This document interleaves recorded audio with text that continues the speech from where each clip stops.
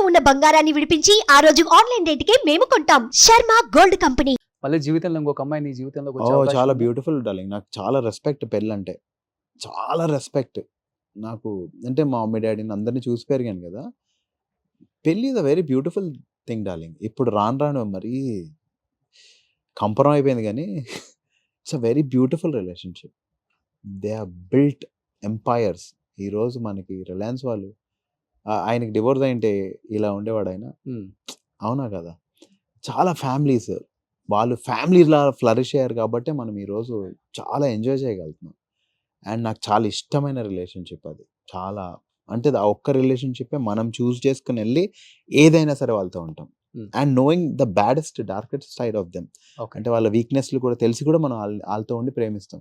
అన్నయ్యతో కొన్ని రోజులు మాట్లాడమేమో, అక్కతో కొన్ని గొడవలు పడొచ్చు, తమ్ముడితో అవ్వచ్చు, ఫ్రెండ్స్‌తో అవ్వచ్చు. కానీ ఈ రిలేషన్‌షిప్ యూ బిల్డ్ టుగెదర్. ఒక ఫ్యామిలీని క్రియేట్ చేస్తాం. మళ్ళీ పిల్లల్ని క్రియేట్ చేస్తాం. వాళ్ళకి పెళ్లి it's a beautiful relationship. I just love marriage. అంత ఇష్టమైన రిలేషన్‌షిప్ అని చెప్పావు. మళ్ళీ ఎందుకు పెళ్లి చేసుకోలేదు మరి? చేసుకుంటా డార్లింగ్. చాలా తొందరలో చేసుకుంటా. లవ్ మ్యారేజా మళ్ళీ? తెలీదు డార్లింగ్ ఆయన ఏం రాసి పెడతది. ఇంకా ఆ! నాకు ముందు అంటే నేను కొంచెం తొందరపడ్డానేమో. నేనే లవ్ చేశా. తను లవ్ చేయలేదని చెప్పింది కాబట్టి అదే నిజం. కానీ నేనే లవ్ చేశా. ఈసారి ఎలా ఉంటదో నాకు తెలీదు. కానీ హ్మ్. ఈసారి నన్ను లవ్ చేసే వాళ్ళు వస్తారు డార్లింగ్. ఫిక్స్ అయిపోయా అంతేనా? నేను. ఎందుకంటే నేను చాలా బ్యాడ్‌ని వెతుక్కున్నాను బ్రో. కొన్ని రోజులు అన్నీ బ్యాడ్ జరిగే టైంలో నేను రోజు పొద్దున్న లేచి ఈరోజు నాకేదైనా బ్యాడ్ జరుగుతదేమో అని ఆలోచించేవాడిని రోషన్. ఓకే. మనుషుల మైండ్ సెట్ గురించి చెప్తున్నా. అప్పుడు బ్యాడ్ జరిగేది. హ్మ్. అది జరిగి నేను ఒక రోజు రియలైజ్ అయ్యా. నేను అనుకున్నయన్నీ అవుతున్నాయి. ఇప్పటి నుంచి నేను మంచియే అనుకుంటాను. అప్పటినుంచి నేను స్ట్రాంగ్‌గా ఫిక్స్ అయింది నేను మెయిన్ లీడ్స్ చేయాలని ఒక సినిమా చేసేసా. అవును. దాని తర్వాత మంచి కథలు రావాలని ఒక పొటేల్ చేశా. నేనిప్పుడు ఈసారి వచ్చే వాళ్ళు నన్ను గట్టిగా ప్రేమిస్తారు బ్రో. హ్మ్. ఫిక్స్ అయిపోయా నేను. ఇంక అంతే.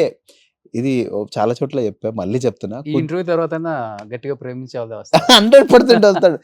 ఇంకా అది అంతే డార్లింగ్ అది. It is done. It so, is done. ప్రేమించాలి, పెళ్లి చేసుకోవాలి, పిల్లల్ని కనాలి. నీ ఆ! డ్రీమ్ అది. యాహ్! చాలా ఆ? ఇష్టం నాకు. ఆ? That's how God designed darling. హ్మ్. ఇప్పుడు ఈ మధ్య వేరే జెండర్స్ వస్తున్నాయి. ఐ హావ్ నో కమెంట్స్ కానీ దట్స్ హౌ గాడ్ డిజైన్డ్. అంతే ఉండాలి లైఫ్. ఏంటంటే మనం ముందుకెళ్ళాలి. మనం అందరం ముందుకెళ్ళాలనే క్రియేషన్‌కి ఫుల్ స్టాప్ ఉండొద్దని గాడ్ ఇలా డిజైన్ చేశాడు. అందులో బ్యూటిఫుల్ ముందుకెళ్ళేది ఎలా? హ్మ్. హస్బెండ్ అండ్ వైఫ్ నుంచే. హ్మ్. ఇంకే రిలేషన్స్ నుంచి ఫ్యామిలీస్ ఎలా ముందుకెళ్తాయి? హ్మ్. అంతే కదా! హ్మ్. I somehow love it. So, but నీకి అంటే ఇలాంటి బ్యాడ్ ఫేస్‌లో ఉన్నప్పుడు యాహ్! ఇండస్ట్రీలో ఒకడుంటాడు భుజం తట్టి, ఆ! డోంట్ వర్రీ జరుగుతూనే ఉంటాయి ఇలాంటివి. ఆ! పిచ్చి లైట్ తీసుకో. ఆ! లైఫ్ ఇంకొకలాగుంటుంది. ఆ! నువ్వు జాగ్రత్తగా ఉండు అని చెప్పిన ఆర్టిస్ట్‌లు గాని, హీరోస్ కానీ, లేకపోతే డైరెక్టర్స్ వెల్ విషర్స్ లైక్ ఇప్పుడు 'రాజమౌళి' గారు వెల్ విషరే, 'కిరవాణి' గారు వెల్ విషరే. అయితే అలా చెప్పిన వాళ్ళు ఎవరైనా ఉన్నారా? ఆహ్, వాళ్ళందరితో నాకంత ఆహ్, అంటే చనువు లేదు కానీ వల్లి మేడం చెప్పాడు డార్లింగ్. హ్మ్. ఆవిడ దేవత. హ్మ్. ఒక ఏంజెల్ నా లైఫ్‌లో. నా ఫస్ట్ శాంటా క్లాస్ కూడా ఆవిడే. ఓకే. మేము క్రిస్టియన్సే గానీ నాకెవ్వరు ఏ రోజొచ్చి గిఫ్ట్స్ ఇవ్వల. మేడం వచ్చి నాకు గిఫ్ట్స్ ఇచ్చారు. నాకు ఫస్ట్ టైమ్ మా ఇంటికొచ్చి చాలా దూరం డార్లింగ్ మా ఇల్లు. She is my first Santa Claus. ఇప్పటికి నేను అందరికంటే ఎక్కువ హర్ట్ చేసిన ఆవిడ కూడా ఆమె అయ్యుండొచ్చు. ఎందుకంటే సిల్లీగా లేట్ ఎళ్లి అప్‌సెట్ చేసి చాలా. కానీ అందరికంటే ఎక్కువ ప్రేమించిన మనిషి మా అమ్మ తర్వాత ఎవరున్నారంటే డెఫినైట్‌లీ ఆవిడే. ఆవిడ చెప్పారు. It's okay Noel. హ్మ్. దేనికి నువ్వు తప్పు చేయకపోతే నువ్వు ధైర్యంగా ఉండు. నువ్వు తప్పు చేసినప్పుడే బాధపడాలమ్మా అని చెప్పారు. అలాంటి ఒక మనిషి ఉండాలి డార్లింగ్. మేడం ఏమంటారంటే మనం చాలా ప్రేమించేవాళ్ళు, చాలా రెస్పెక్ట్ చేసేవాళ్ళు ఒక్కళ్ళుంటే చాలు మనిషి ఎక్కడికో వెళ్ళిపోతాడని. అవును. అవి 2 ఆవిడే నాకు. మా ఆమె అమ్మ గురించి అంటే చాలా మంది హీరోస్ చాలా గొప్పగా చెప్తారు. అంటే ఎంత చెప్పినా తక్కువే డార్లింగ్. హ్మ్. నిజం చెప్తున్నా కదా! నాకు ఈరోజు నేను ఎప్పుడు చెప్పను. ఎందుకు చెప్తున్నానో నాకు తెలీదు. చెప్పాలనిపించి చెప్తున్నా. నాకు నిజంగా నా బ్యాడెస్ట్ టైమ్‌లో ఆవిడున్నారు. అండ్ నేను ఎన్ని చెప్పినా నేను అందుకనే అంట వాళ్ళ గురించి మాట్లాడాలంటే ఒక స్టేజ్ రావాలి డార్లింగ్ అని ఎందుకు అనుకుంటానంటే వాళ్ళు ప్రౌడ్ ఫీల్ అవ్వటప్పుడు మనం మాట్లాడినప్పుడు వాళ్ళ కళ్ళలో నీళ్ళు తిరుగుతాయి డార్లింగ్. అది నా అవార్డ్. మనం చాలా పైకొచ్చిన తర్వాత చెప్తేనే దానికి వాల్యూ ఉంటది. హ్మ్. అది నేను నమ్ముతా. వస్తా డార్లింగ్. నేను రాకపోతే ఎప్పుడు పడితే అప్పుడు చెప్తా. హ్మ్. వచ్చినప్పుడు వచ్చినప్పుడు చెప్దాం అప్పుడు బ్యూటీ ఉంటదని. కానీ ఈరోజు చెప్తున్నా madam amazing. Okay. So, Valli గారి దేవత. అంతే. హ్మ్. నేను కాదు అందరూ చెప్తారు ఇది. హ్మ్. But yeah! నాకు కూడా.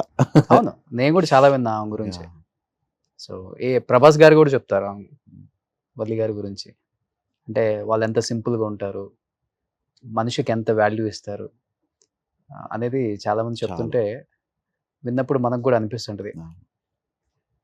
ఎంత హైట్కి వచ్చినా కానీ చూడండి మనుషులు ఎలా ఉంటారు, వాళ్ళ దగ్గర నుంచి నేర్చుకోవాలి కదా మనం కూడా అనిపిస్తుంది. సో గ్రేట్ అది.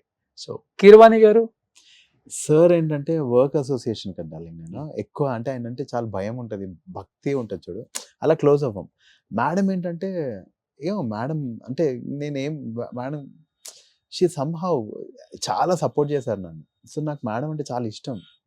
అంటే ఇలా ఉండాలి కదా, అమ్మ అమ్మ తర్వాత అమ్మలాగా ఎంత ఇష్టమో నాకు మేడం అంటే. Hmm. జస్ట్ బట్ మేము టూర్స్కి వెళ్ళినప్పుడు ఇంకెక్కువ మేడం గురించి తెలిసి Hmm.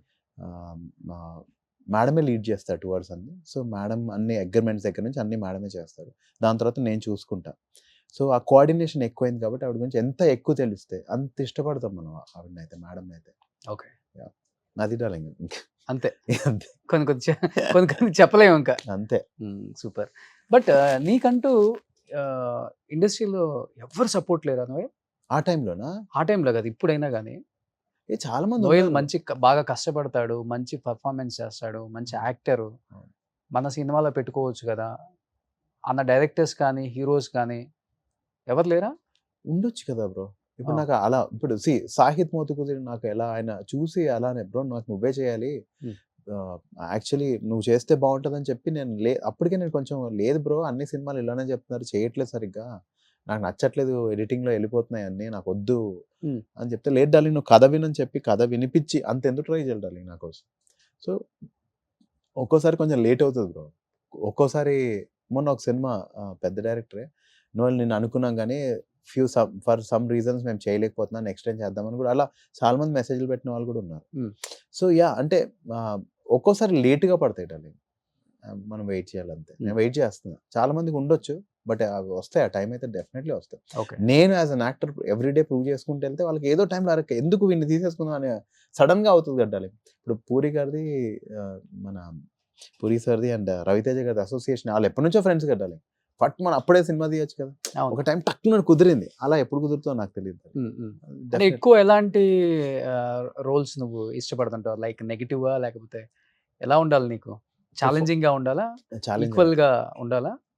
Performance oriented roles Okay. అంటే నాకు చాలా ఇష్టం. అంటే నేను ఇప్పుడు నాకు స్టోరీని నరేట్ చేసినప్పుడు కూడా నాకు సాహిద్ మొత్తం కథ చెప్పినప్పుడు చెల్లిని పెళ్లి కోసం వద్దంటా నేను పొటేల్లో, Hmm. వాడు వద్దు అని.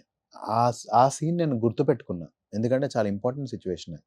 ఇంకొకటి నేను ఒక సినిమాలో ఒక ట్విస్ట్ ఉంటుంది, ఆ ట్విస్ట్ అయిన తర్వాత నేను అప్పుడే బాధపడాలి, కోపం రావాలి, అన్ని కలిపి నాకు ఒక ఎమోషన్ ఉంటే ఏడ్చుకుంటూ వస్తానన్నమాట. అది నాకు ఇవి చాలా ఇంపార్టెంట్ పోర్షన్స్, అలాంటి గుర్తుపెట్టుకుంటా. Hmm.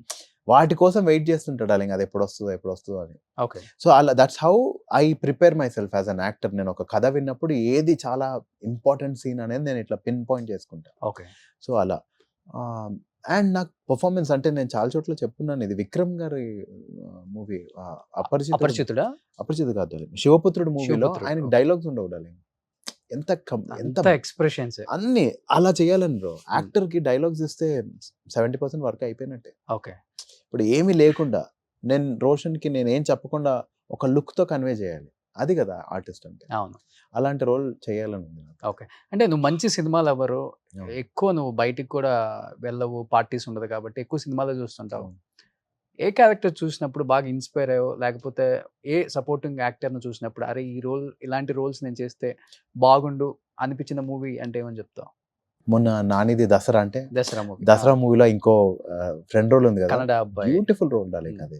అదొకటి అంటే ఐ విష్ అనుకునే రోల్స్ ఇవన్నీ. మళ్ళీ నాని మూవీలోనే అన్నే క్యారెక్టర్ ఉంటుంది, కృష్ణగాడి వీరప్రేమ కథలో, ఓకే.